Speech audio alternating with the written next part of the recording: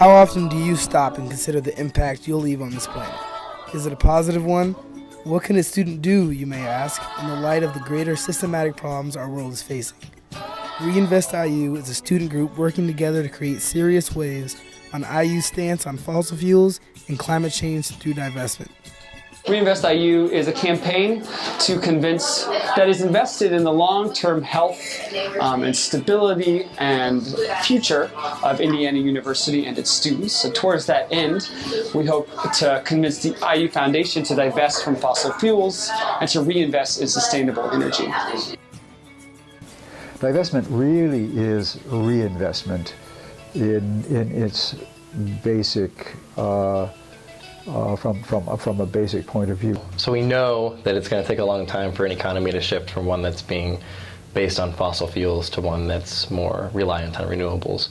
And we know that 82% of fossil fuels need to stay in the ground, and that these transfers from different sources of energy, which have happened in the past, and we know that they take a lot of time. So while it's going to happen without any pressure and without any external forces, we need that to happen a lot faster. And that's one of the key points of divestment is we want to show the marketplace to invest or reinvest, which is kind of the point of the IU's organization, is to take money out of fossil fuels and put them into renewable energies so that we can transition the economy away faster, so that we can avoid a lot of the problems of climate change.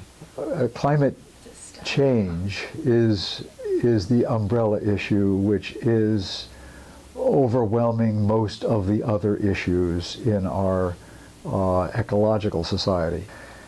The business of divestment says reinvest the money which you have been spending in extraction of fossil fuels and now use that money to enhance the development of energy from other sources.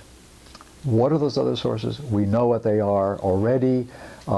Fortunately, the other sources are far larger than the carbon sources. The other sources, for example, turn out to be sun.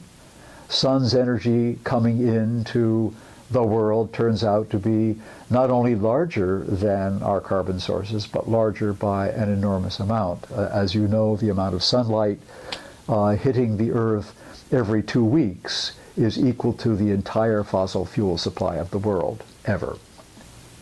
That means if you're using fossil fuels and not using solar energy, you're on the wrong track.